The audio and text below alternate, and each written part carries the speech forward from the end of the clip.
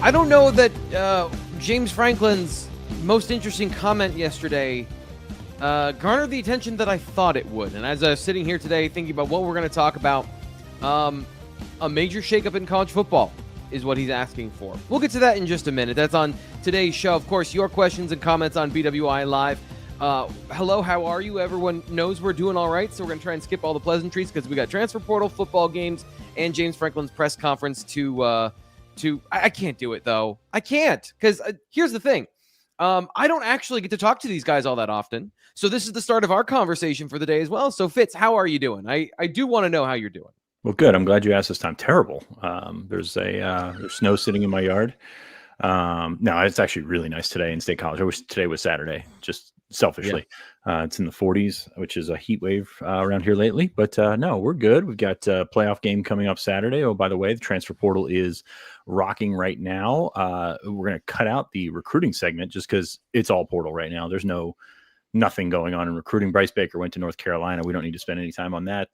Kind of warned that was coming, but yeah, that's kind of where we're at right now. It's the December crush. It is probably the most busy December I can remember, at least from trying to follow different things nuanced one at a time. It's really tough. So, but hey, we watch football for a living, so we're pretty happy to be here.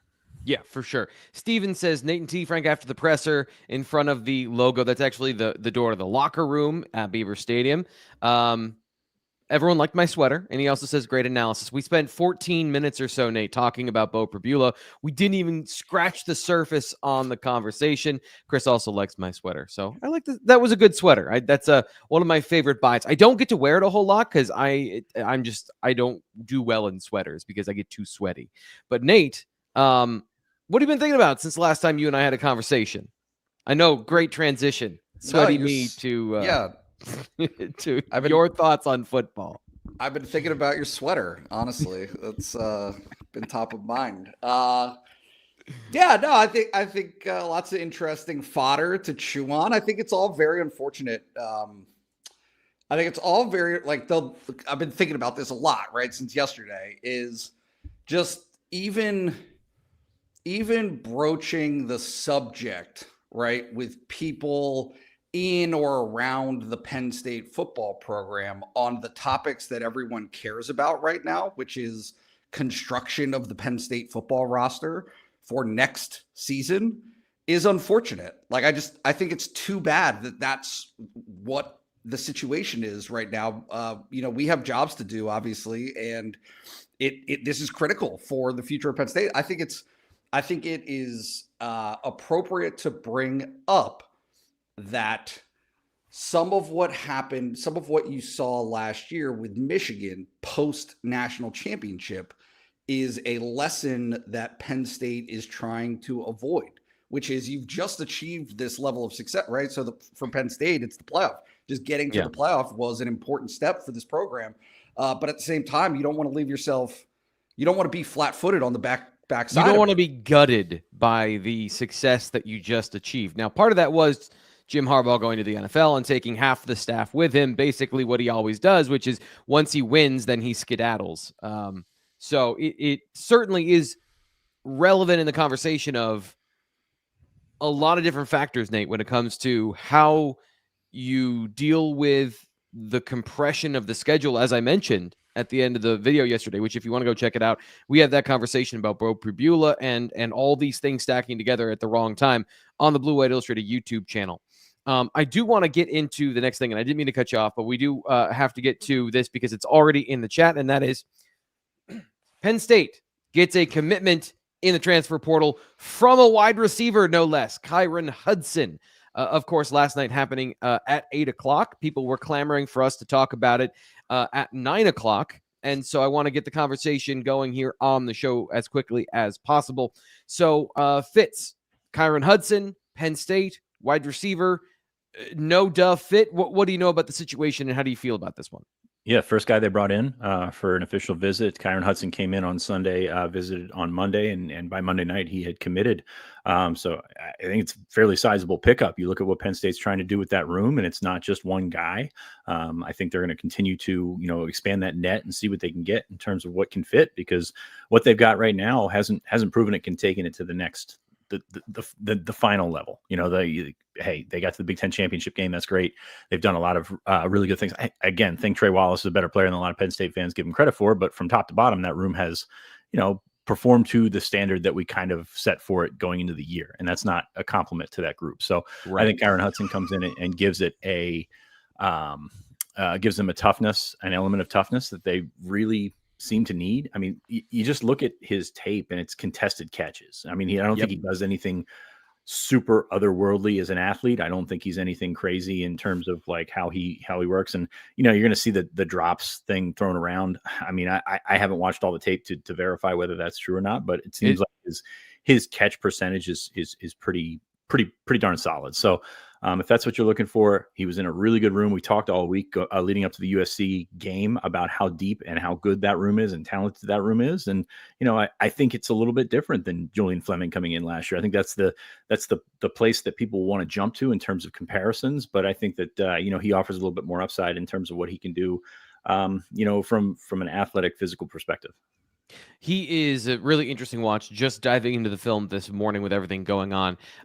Nate, what do you think of the addition, and how do you feel about the prospect of what people are saying in the chat, which is basically this is Julian Fleming 2.0? You know, I'm not asking for your analysis of Kyron Hudson or anything, but just the perception of, is anything going to be good enough for the Penn State receiver room when it comes to additions if it's not somebody you've heard of with a superstar name? Yeah, I don't. And this is to be investigated and found out. But I would be surprised if he's the only receiver that they bring in. Right. So, you know, we'll see. Look, it's very easy to, from the outset of this, just say, oh, well, they're going to bring in a stud receiver, or they're going to bring in a stud defensive end or tackle, whatever it is, right? You look at these positions of obvious need. Your intention might be that, but actually getting the ball over the goal line is a different story, right? It demands, in many cases, previous relationships. It demands money, right? They gotta have that wiggle room on the player talent acquisition pool. So yeah, I think it's a start, and we'll like if this is the blockbuster, then it will have been a shortcoming as far like from what it seems like. I just don't. I do not get the sense right now that that's what this is. Can I ask a follow-up then? And either of you can answer this. We had the conversation, we will have the conversation in just a moment about Drew Allar and Beau Pribula and those conversations being linked and those announcements being linked. But does this also, in your minds, foreshadow an exodus from the room, given that they're bringing in players? They have young guys that are going to be filtering up the roster. And of course, as far as I know off the top of my head, Fleming is the only player that's out of eligibility in the room. So talking about adding another player, bringing in this player, Kyron Hudson, right now, do you think this is going to have a roster reset feel by the time all of this is said and done? Nate, you want to handle that one? Yeah, obviously. I mean, look, it's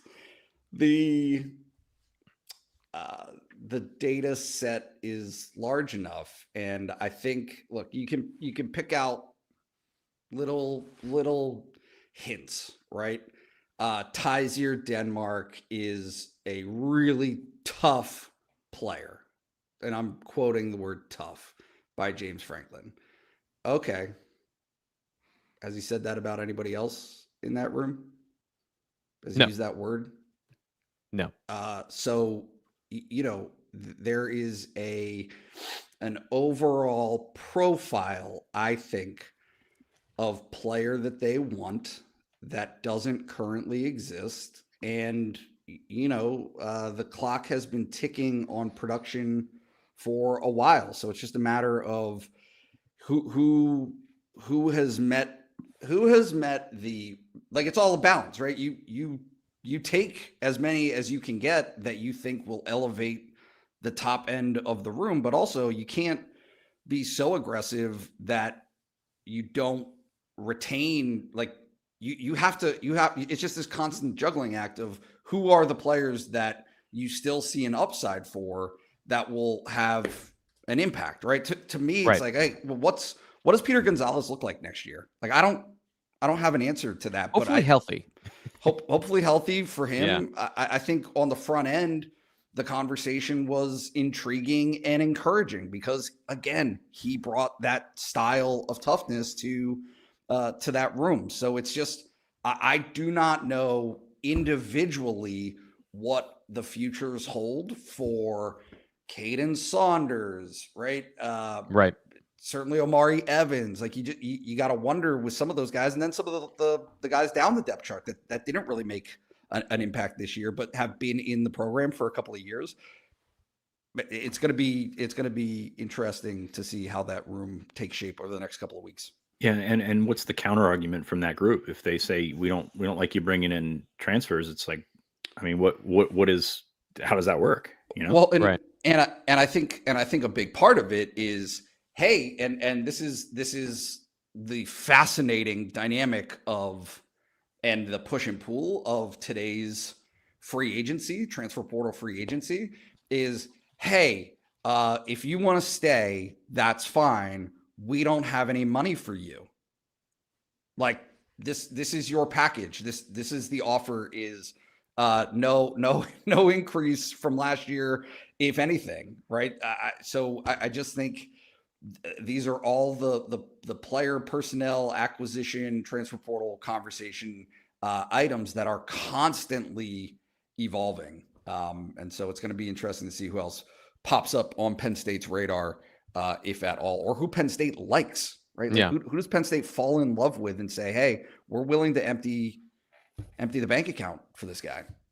Because I'm sorry, I'm rambling here, but one more thing that I do think is integrally important here is maybe the best quarterback in the country just announced he's coming back for 2025, right? Like if he's not the number one overall quarterback out of next year's draft class, I don't know necessarily who is. Certainly he's going to be in the conversation for that. If that is not a selling point, if that is not an area for Penn State to say, hey, there is a wide open opportunity for somebody to step in and be a dog, I don't know what else that looks like. There's plenty of vacancy at the Hotel Allar, where there's lots of targets to go around if you want to come in and go and take them. Fitz, you and I have this conversation all the time. I want to get back to specifically Kyron Hudson, and then I'll give a quick thumbnail scout of what I've seen of him over maybe 50 snaps that I've seen so far. Does fit matter here when it is a more advanced player? Because we have the conversation of, does he fit the draft class? Does that player fit a style or a profile that we can get to kind of an idea of what Marcus Hagans wants out of a receiver? He's now entering, I think, his fourth year in football, so he is a little bit more defined as to what his traits are and how he would fit into an offense. Does that matter more for you as a wide receiver that you're expecting to contribute next year? Absolutely. Fit is everything if you're a wide receiver coming in. I mean, it's scheme and it's how to certainly prop yourself up for the next level if you are a next level player. And this guy seems to be a borderline next level player. Like, if he goes to the draft this year, I don't think he's getting drafted, but I think he's got an opportunity given the body of work that he's put together to be a solid guy. I mean, Tinsley's the obvious name that comes up here.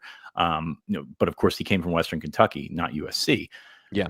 The flip side there is Clemson just took a receiver last night in the portal, by the way, from Southeast Missouri State. There's no blueprint to who's going to be successful. And if you look over the last several years, it's not necessarily the small program guys jumping up. It's not necessarily the big program guys. I mean, Tez Johnson just torched Penn State, and it was not a situation where there's any real, I'll say blueprint, but that's probably not the right word for it. It's just like, you never know where these guys are going to come from. And I think that's kind of the hope that comes with it. It is funny to see Penn State fans immediately pivot to who's next and who's going to be the next guy, because, it's so much tougher than that. And they've got a couple of guys set up for visits later this week. Eric Rivers is the one that, kind of intrigues me the most. I know you did a breakdown on him, but gives yourself something diverse in that receiver room. And I think Hudson is a guy that sort of replaces, upgrades Julian Fleming for Penn State. Yeah, and that's kind of where I think you're looking for Kyron Hudson. And you mentioned Mitchell Tinsley. He reminds me of a slightly faster Mitchell Tinsley, where they were talking about he needed to get faster within the program. And I think that will be the goal for Kyron Hudson. But at the same time, unbelievable hands, incredible catch radius. If you remember, he made maybe the catch of the year in the first week against LSU between two defenders, one hand over the back of his head, the Odell Beckham in the middle of the field. So the conversation about his hands and drops to me is about the contested catch conversation, because a drop, and again, we can go by PFF data, you can go by your eye test, and those things are two separate things. A drop is the receiver is responsible for catching a catchable football that he didn't catch. If there's a contested situation, that is a different category. He caught 52% of those passes, but my biggest thing is 35% of his total targets were contested. So this is a guy who, again, profiles as a possession receiver, a guy you're going to throw the ball to and trust him to come down with the ball. That is an area where Drew Allar has not done that as much. And I think that's also an area where Miller Moss was not that type of receiver either. Folded into the fact that Zachariah Branch was the number one target, and they were doing a lot to get him the football, really bending over backwards to get him the football in a lot of catch and run situations. So with Kyron Hudson, I think he's a quality fit. I think the conversation about replacing Julian Fleming is fair, but I also think it's an upgrade in that situation over he is not slow. So, these conversations of, is he fast? He's not fast. Is he slow? He's not slow. And you don't have to be one or the other. And that is also the hardest evaluation when you are not clearly one or the other. How does that then translate to an offense that might get you the ball and have you more of a focus in the offense overall? Because he could also put up 1,000 yards if he has a jump ball quarterback. So it just there's a bunch of different ways, and Fitz, as he said, there's no way that there's no blueprint for how these things shake out, because situation matters. And at that particular position, when it comes to receiver, there's a bunch of different ways you can win. There's a bunch of different skills you can have that translate into those schemes and situations. Yeah, we do have to move on. The only sure way to know this is the guy above me in blue is going to beat you over the head with it in April, whether he's a hit or not. And that's usually been a pretty good sign of whether he's going to be a hit or not. Perfect transition. And here, there is no better transition than this one.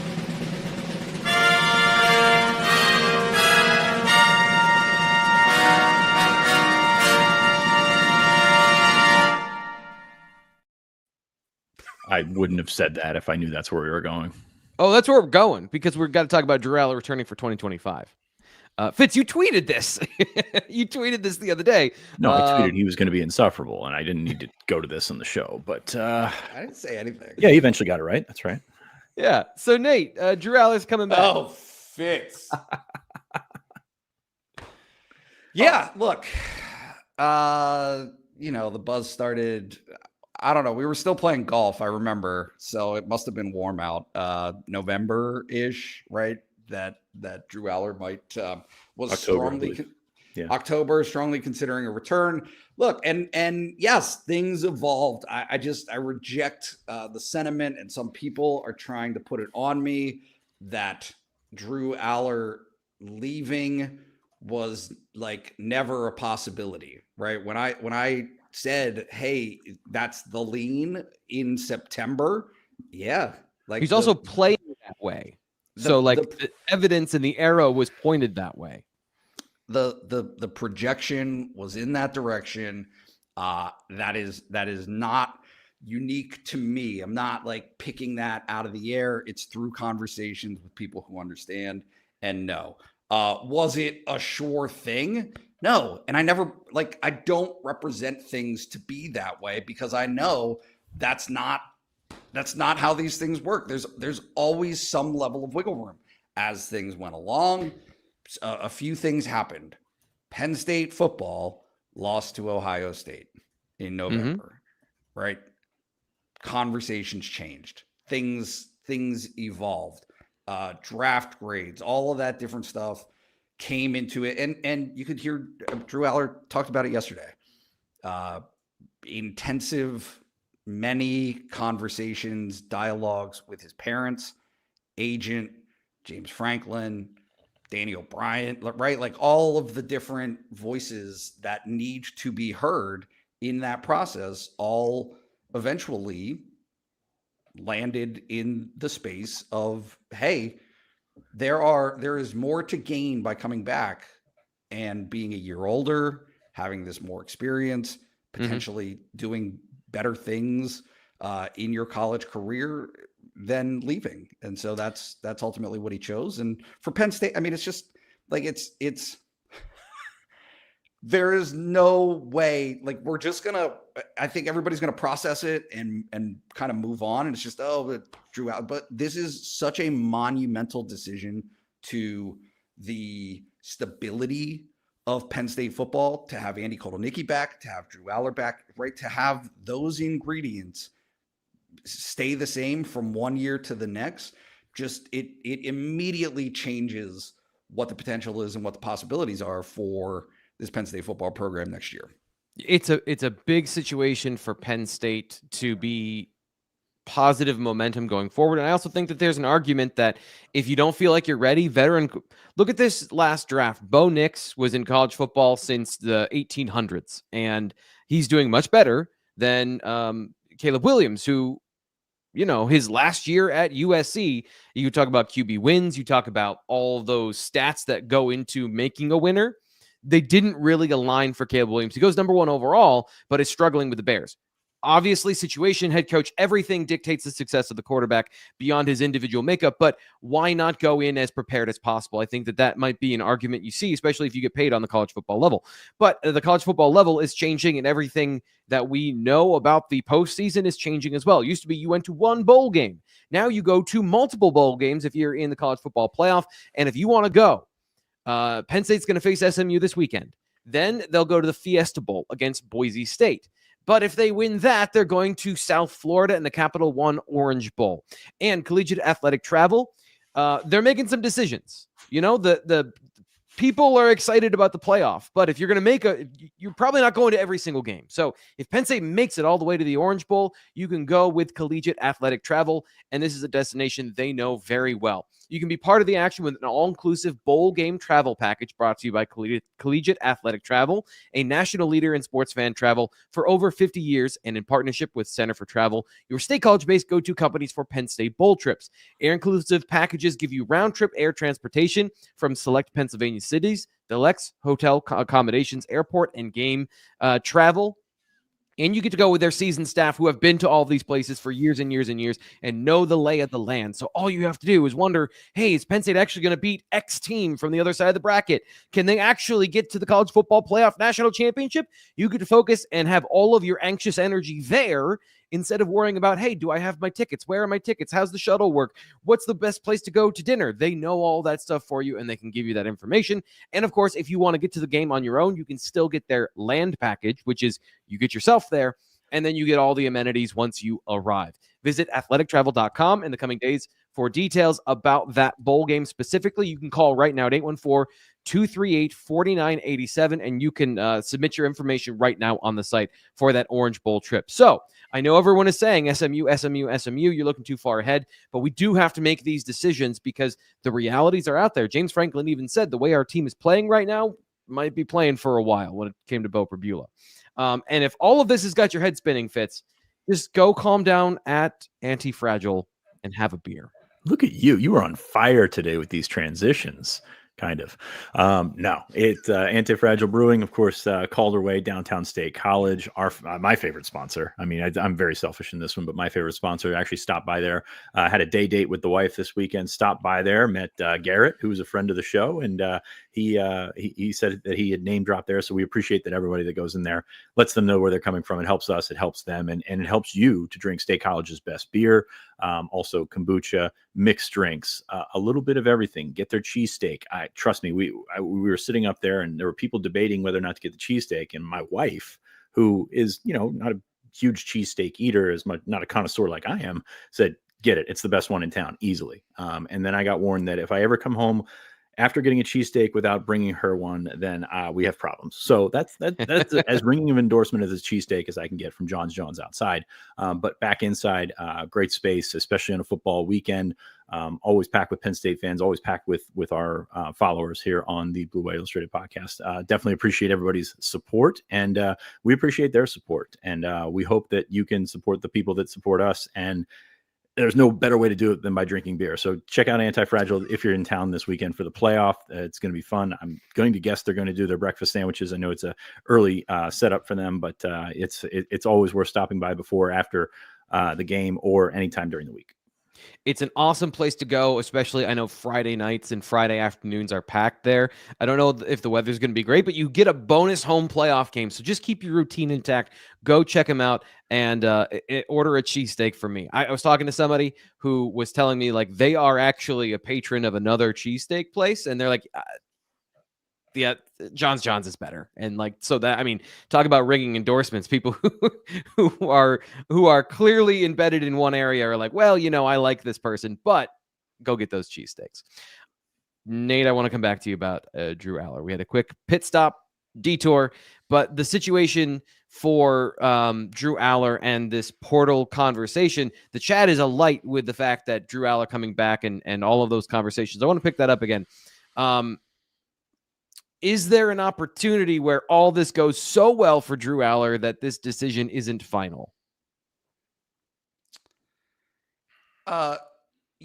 Yes. I don't think so in his case. I think from everything I've gathered, right, from all of the impressions that I've gathered over the last, couple of weeks, there's a comfort level with, hey, this is the plan.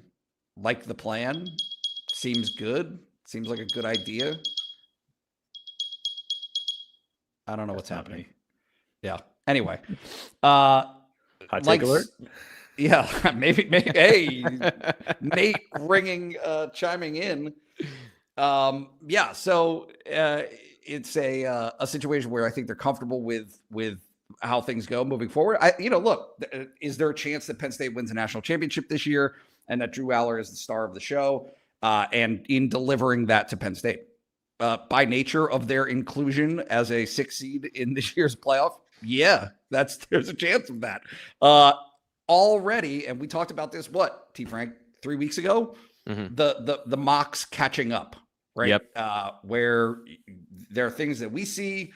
I'm not a draft expert. That's not what I do, right? But also, if you're paying attention, you can see the way that this kid is different, the way that he operates, he has potential. I understand that there are people out there on the national stage who disagree with that, who think that he has ample room for development, and he does. Like, it's obvious that he has room for both are true. Both are absolutely true. To me, it's the question of, does the development happen quickly enough in the NFL when you're doing it full time in order to make you successful and be able to play, whether that is if you do it on the bench, which never lasts if you're a first-round draft pick. Like, you have to go into a special situation like Atlanta to be a backup first-round quarterback. And so that's the calculus to me is, does the development he needs to do happen in college to where he can go and be successful and not have the journeyman path through kind of a wayward start to his career? Or can he go and just be successful and then transition with success? And if Allar and his family are comfortable doing that development here in State College at Penn State, I think that is a mature and reasonable decision. Fitz, I don't feel like we've gotten your thoughts on this situation yet. Yeah, I mean, regarding the last point, yeah, I mean, it's always leave yourself an out, right? I mean, if you tear through this tournament and all of a sudden you're the hottest name on the board, then I mean, it makes a ton of sense, and can't argue with that. So, but beyond that, and yeah, I think there's plenty to work on. We've talked about his ability to anticipate, and I think Rob makes a great point here. The NFL is not a developmental league. I mean, there are guys that can get in there as developmental players, but if you're going to invest the capital and specifically the draft pick in Drew Allar, you're probably going to take him pretty high. And I don't know that that's kind of the same plane that I'm seeing in terms of his development. I do think he's got a lot to work on, but at the same time, the talent is undeniable. Like, there's no questioning that he's going to be one of those guys that just people fall in love with. So yeah, that's kind of where I'm at with him. I think it's a good decision for him. I think it's a good decision for Penn State. And I think you're going to see some of that movement that we talked about in terms of rallying the troops, whether that be going to the portal and getting weapons, whether that be bringing, Nick Singleton back into the fold, whether that be trying to expand the guys that they're able to bring, not that they're putting an added emphasis on that, but it's like, hey, all these things are going to come together. And we thought that maybe 2024 was the window. If Drew leaves, then what happens after 2024, especially on defense? But 2025, you can roll that over, and all of a sudden the outlook is much brighter. I mean, you think about it, James Franklin's going to be, that 2025 is going to be his 12th year at Penn State. He's had 4 starting quarterbacks. That's unbelievable in the college game right now. So especially with the way the portal works. And I know that, Penn State has not been, immune to guys transferring out, but at the same time, it's pretty remarkable how all that has come together. And at the end of the day, Drew's going to be the highest pick of them all. Yeah.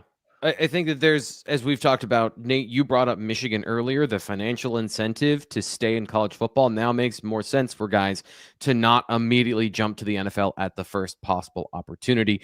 And that is an advantage for college football. But coming with that is a whole lot of stuff that we really need to get to on the show.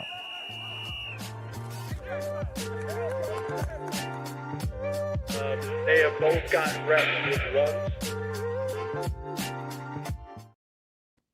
We got a whole bunch of James Franklin quotes to get to from yesterday. We're not going to get to all of them today on the show, but I do want to get to this one because it is the one that stood out to me the most. Of course, it all has to do with Beau Pribula and his decision to transfer and how all of that worked. We'll get to the function and Beau in a moment, but the environment that made all of this possible is because, as we talked about, the college football calendar is broken and James Franklin wants it to change in a big way. We got problems in college football. And I can give you my word, Beau Pribula did not want to leave our program, and he did not want to leave our program until the end of the season. But the way the portal is and the timing of it and the way our team is playing, and when you play the position of quarterback and there's only one spot and those spots are filling up, he felt like he was put in a no-win situation. There's just a lot of things that don't really make sense. And I know there's been a lot of discussions about, maybe a commissioner of college football, but I think it's pretty obvious we need that. We need somebody running college football. We need somebody that is not biased based on a conference. And that is out of the financial impacts of it as well. Well, that's a lot. Fitz, is that possible?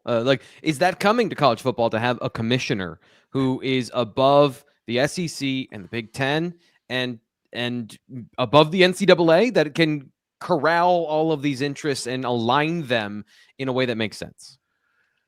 I don't know, man. I would love to say yes, because it needs some sort of more regulation. I just don't know that another old white guy's going to do it.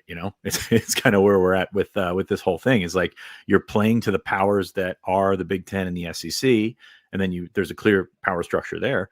And then just where do you go from that? Like, where do you what's it really going to change? Like, is he going to be the guy that brings the hammer down on everything and makes the rules? That's not going to fly with all the conferences, let alone the two big. That's not how the NFL commissioner works either. That's not how any professional commissioner works to do those things. If he's going to be what Roger Goodell is, which is a bullet shield for all the owners, like that, fine. But I don't see it fundamentally changing everything. I mean, it's so tough to work through because you're considering the academic calendar, you're considering the playoff that's running through the second week of January. Is that right?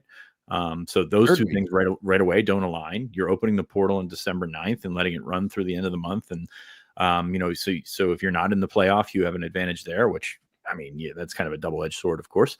Yeah. I don't think there's any sort of smart way to realign it. I do think there's ways to approach it, but I don't think there's any fail-safe way. You look especially, I think Beau's a special case here. And quarterbacks are a special case here. Like you got to find your next stop because you need to be in there in January. You need to start working with your team. You need to start working with everything. I think, I saw it said that, you could wait till February to enroll, but that's just not how that works. Like you can't possibly miss a month of school and then all of a sudden step in and be the starter, especially when you're missing all the winter workouts. So I don't know when some of these schools start their semesters, but he's going to lose out on spots. He already has lost out on spots. Like if we're looking at being honest here. So I'm very curious to see which way this goes. There's still teams that need these spots filled. It was brought up that he needs to take visits. I'm not 100% sold on that, because you can tell a lot from interviewing things. And really at this point, when you're making that decision, you're making a football decision. You're not making does this school have my major? Does this school have what I'm looking for in an academic situation? We've moved past that. Like, that's not what we're talking about here. We're talking about negotiation. We're talking about fit. We're talking about scheme. We're talking about potential starting spots and how that balances with everybody else that you've already got on your roster and you're bringing in this new thing. That's why I'm looking at, Iowa's been the school that's been popped up with Beau the most. Like, how does that fit? I don't know, because I don't know what Iowa's scheme looks like nowadays. Like, what Iowa's the stereotypical Iowa is, but how does that change with a guy like Beau? Because Beau is going to command, I mean, probably definitely more than he's making at Penn State. And he's going to be in demand by those schools that are looking for a guy that can take them over the hump as a college quarterback. I mean, he kind of fits in that Will Howard mold of, he's probably not a pro prospect, but he can win you a lot of college football games. So that's kind of where I'm at with Beau. I think it is an unfair schedule to the student athlete, but at the same time, I mean, it's the system that's been created, and it's the system that's worked around. I was caught by surprise when he said he wasn't going to be participating in the playoff. Like, that's kind of how I was at with that, because you've got Preston Stone on the other side at SMU that's going into the portal, or maybe he's already in the portal, but he's going to play. So I don't envy the ones that have to make those decisions. I think it was a group decision, but at the end of the day, I mean, Beau's got to do what's best for Beau. I mean, people are going to call it selfish, but that's what he needs to be at this point. It's as you mentioned, the quarterback position is different, and that leads into what James Franklin said. And Nate, I'm just going to unleash you after this comment from James Franklin. It's a little bit of a longer one, but James Franklin made it adamant and clear that Beau Pribula tried to do the right thing when there was no right thing to do, and up until Sunday was a part of the team. We talked through a ton of different scenarios, and I think the more we talked about it and the more we went through it, a couple things. I think number one, I think Beau felt like he was going to have a hard time finishing school, finding a place that he wanted to go to, and still preparing like the starter, like he'd been doing all year long. And then the other thing was he was getting pressure to go on visits and go see these places. So I think it's one of these things, like a lot of things, in theory, that sounds good, but when you actually talk through how it's actually going to work, it's hard to do that. It's hard to say you're preparing to be the starter. And when I say the starter, you guys understand just our approach at every position, starters and backups approaching it that way. And I feel like at the end of the day, I don't feel like Beau felt like he could do those things to the level he needed to. He was out at practice yesterday, and I could tell he was distracted. So this is, first off, a recent decision based on the timeline James Franklin just outlined there. And also his contention is, sure, you can be the backup quarterback and you can check out and technically be on the roster. But if you've got a package in the offense and you're going to prepare like a starter, there are not enough hours in the day for somebody to do those things. So I guess, Nate, in the whole situation, wrap up this conversation for us, your perspective of a realignment of college football, the ability to have a commissioner, and then the Beau Pribula kind of lighting the torch that James Franklin had wanted to carry for him in that press conference. Because it seems like specifically it was Beau that made him speak the way he did yesterday. I mean, that's a lot. That's a lot for me to digest. And so I don't want to. I'm asking questions of you 20 minutes. Like James Franklin gets asked questions. Look, can you change college football? Yeah, blow it up. Just SEC, Big Ten, divorce from everybody else. Get rid of the programs that don't really care all that much from the conferences that already exist. Invite in the stragglers from the ACC and Mountain West and Big 12 that actually do care, and can compete at this level and have a 40-team league. And divorce yourself from the academic side so that you're not related to the academic calendar anymore. Allow players to participate no matter when they enroll, allow them to enroll whenever they want. You name it. There's a million. All of these things are choices. At the end of the day, everything is a choice. And so a lot of what happens is the academic side and university, right? The NCAA is just an organization of member institutions. They do what the member institutions ask them to do or direct them to do in many cases. So the rules are set up as dictated by the majority within the member institutions. Well, in this case, in college football especially, the majority is not representative of the top 10%, which actually cares about winning championships and competing at this level, right? They're just different games. It's not the same sport. So can you do that in the future? Yeah, just okay. Like there is, people talk about how messed up the system is. There is no system. The system doesn't exist. It's not a thing, right? It's just a collection of piecemeal fixes to, you ever hear those drug commercials, the prescription commercials where it's like, your side effect may be this, Yes. and that, right? You might die. But if you take these other prescriptions, you can fix the side effects that exist from the first prescription you took. And then you, like, by the end of the process, right, for your headache, you're taking 15 different medications to fix something that if you just meditated a little bit more, maybe it could solve itself. That is your doctor recommendation from Nate Bauer. On top of that,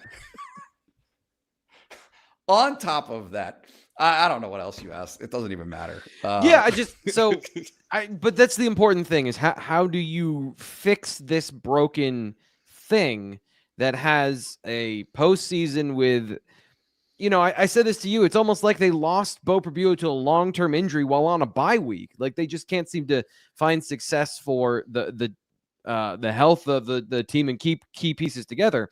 So I guess, like, does James Franklin say those things if Pat Kraft isn't the athletic director at Penn State, where he feels like he has the backing? Because here's the thing, Nate, and this is what struck me and what I really wanted to drive at here. James Franklin, for a long time, it felt like was operating, and as you described, kind of having to lead and forge his own path in how we want to talk about these topics. He made some shots at television executives who pay the check in terms of the monetary side of things. Like, good luck, Roger Goodell. That's his job, is to increase the revenue for the owners in the NFL. So, like, saying we need to do what's right for the student athletes, and he can say those things, but it feels like he's not going to say those things unless Pat Kraft is around. He is so Tony Petitti for sure is part of that conversation as a former television exec who he's in that role to facilitate and maximize all of this, like the entire system. Greg Sankey is a SEC diehard, right? It is all about the brand and protecting the brand and creating as many championships as they possibly can. You do have two divergent attacks to this between those two conferences, right? The SEC prioritizes winning, and they do whatever they can to set their programs up to have as much success as they possibly can. They do that by only having 8 conference games, by limiting the amount of travel that in terms of the expansion of the conference. It's still relatively speaking, looking at all of the other power conferences, it's still a condensed geographical window. Yeah. And the number of sports, they're piling it to that point, specifically between the Big Ten and the SEC, the number of ancillary sports that are non-revenue generating. Yep. So there's look, all of this shields from the reality that if you listen to James Franklin yesterday, very clearly, like, he's hurt by all of this, right? It's a visceral, like, pain of James Franklin is a true believer in college football, the old model of college football, the one where he rode a bus 6 hours each way to play a game. The Joe Paterno version of college football from the 1960s and 70s and 80s. Like, he believes in that model, and he believes in the benefits that it can create. And I think that he has seen as many coaches. Like if you just poll the room of people involved in major college athletics right now, they're all miserable. Right? There's more money and there's trappings. Like there's a lot of stuff that is of benefit to the stakeholders, but there's also so much that doesn't make sense, that doesn't equate with a fair system. And the sport itself has outgrown the quaintness of Richard Nixon announcing a national championship. Yeah. Right? Like all of those models, all of those things that used to be like, oh, well, that's just what it is. The pollsters decided that Nebraska won a national championship because they beat the number 3 team in the country, and Penn State beat the number 8 team in the country and didn't get a national championship. Right? I mean, we still have the college football playoff committee making arbitrary decisions, but at least it's more scientific than whatever it used to be. And I think that that's a really fair point, but it is what it is, and it is where we are. And that is the reality for Penn State this weekend. We have about 10 minutes left on the show, and I want to get to Mecca Engineer, who said, can we talk about some football? It is important because these big picture conversations determine what football looks like and how it plays and how it feels and how it affects what happens on the field. So, Fitz, I want to come to you with this one. James Franklin talked about reshuffling the roster. How does he plan to plug other players into Beau's vacated role? Franklin says just shuffle some puzzle pieces. None of them can actually throw the football. What do you think about replacing Beau Pribula in his role on the offense? It's tough because we look at what Andy Kotelnicki likes to do, and he likes, I know people have their thoughts about the Beau Pribula package, but like that's part of the offense. Like that is part of what they do to make them dangerous to run the football. Now, Penn State was able to be successful a little bit more with Drew against Oregon because, he's able to keep the ball and have at least a minimal threat to run the football. And that's what you need to sort of open things up for Nick Singleton and Kyron Allar. So taking that aspect out of it does change quite a bit. Now, you can patchwork that. You can make things happen with a guy like Tyler Warren. You can make things happen with maybe some receivers getting involved in the run game as well. Like, we talked about Amari Evans a little bit earlier. Like that's a possibility, and he hasn't done it much, but it will change some things up. It really helps SMU. I'll tell you that. Like in terms of the preparation, we talk about how those reps are split throughout the year, those backup reps and those blowout reps and things like that. That's all stuff that they were spending more time on that they're going to have to devote less time to. So absolutely helps SMU in their preparation for Penn State. But yeah, I think you're going to see different aspects of Tyler Warren. I'm not sure what much more they can do with the Mackey Award winner, but that's probably the way that I see it going.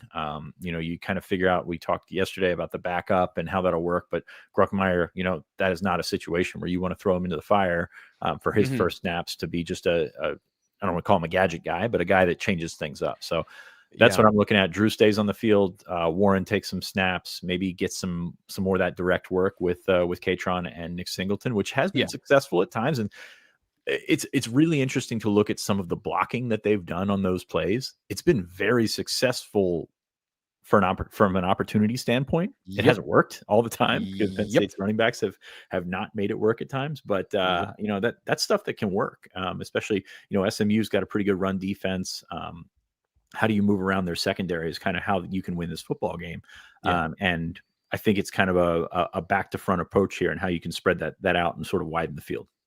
I find it interesting, the conversation about Beau Pribula and the way they've used him. There is an absolutely critical element in their offense of when you go up against specific teams, how do you attack odd fronts? How do you attack defensive lines with good interior defenders?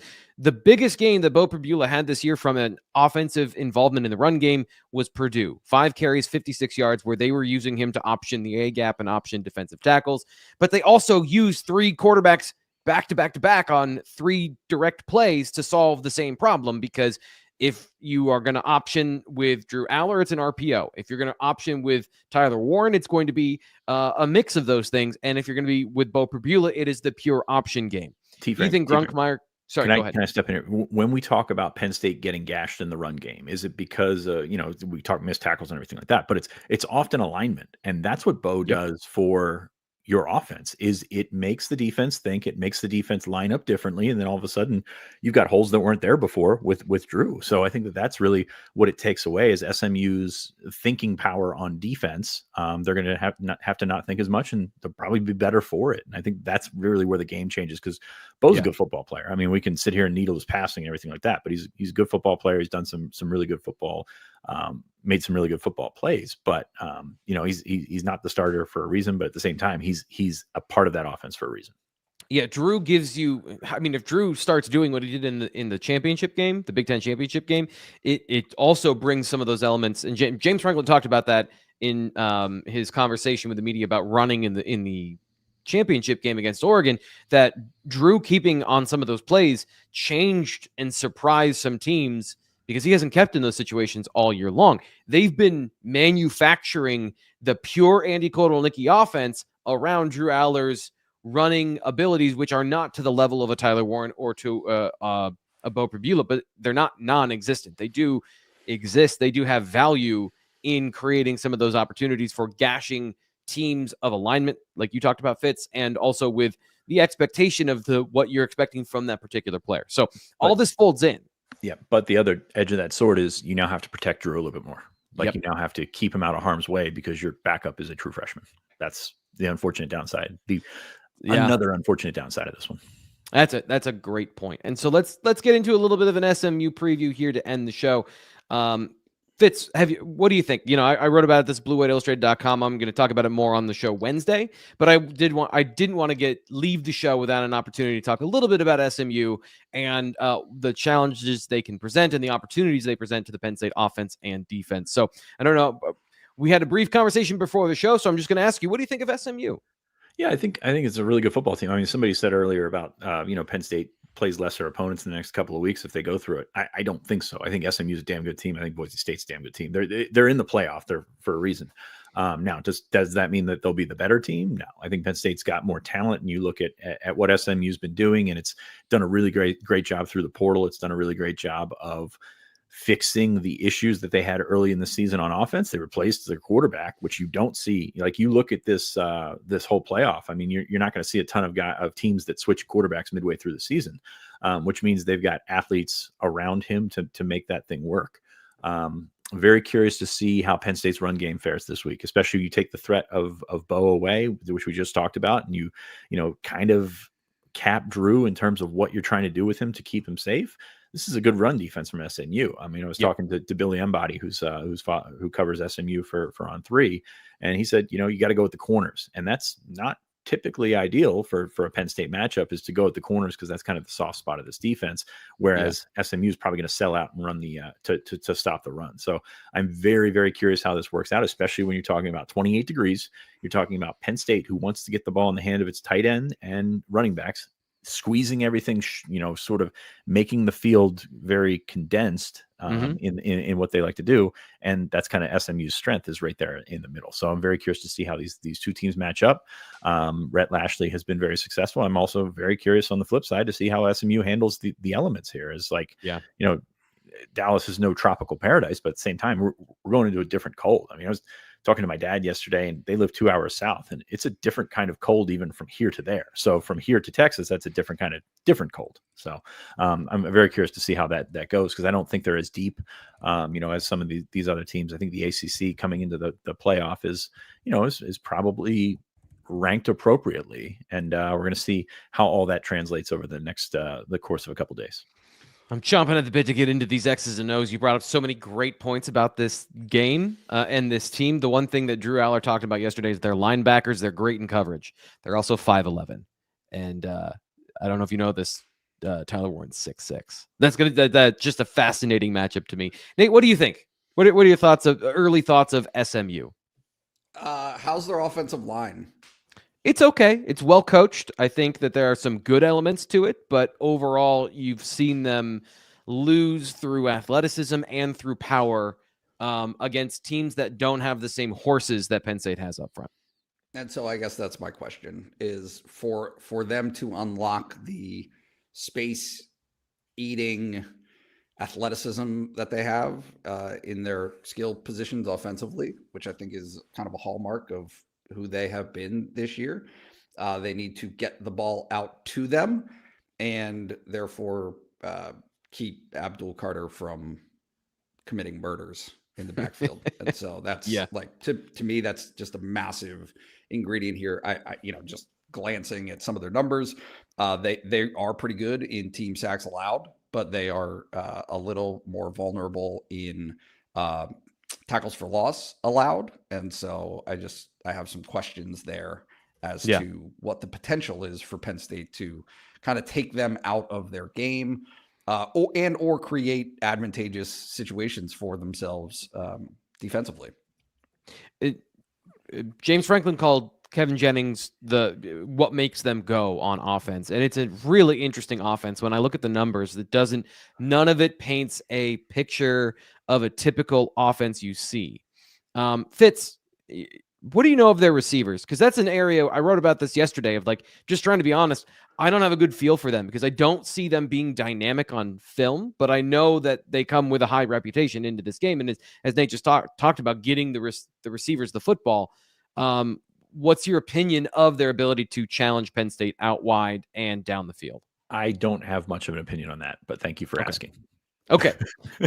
It was one of our first conversations. I know that you had talked to, M-Body over it. I didn't know if that came up, so Buddy, I apologize. I'm knee deep in the portal right now, so my SMU stuff is going to be saved for later this week. Penn State, by the way, has a bunch of portal visitors. Check it out. We had more notes last night ahead of the Kyron Hudson commitment, but that's where my head is at right now. I'm going to look at SMU a little bit later, hopefully before the Thursday show.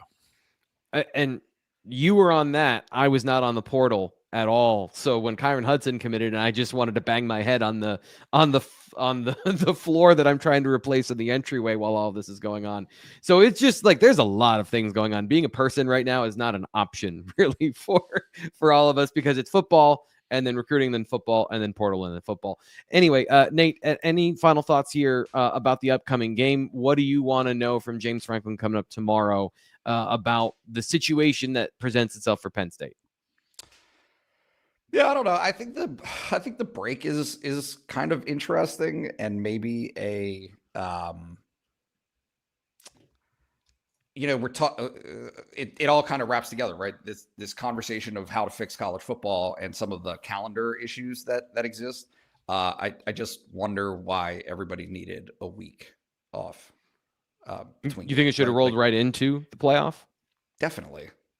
Right. Just get this over with. Stop. It doesn't need to go to the end of January. I think that you can push the season up. I think that fewer buys would be acceptable. One buy would be okay. I'm not sure that and again, this probably sounds silly, but coming off of arguably, maybe inarguably, their best offensive performance of the season to then shut it down.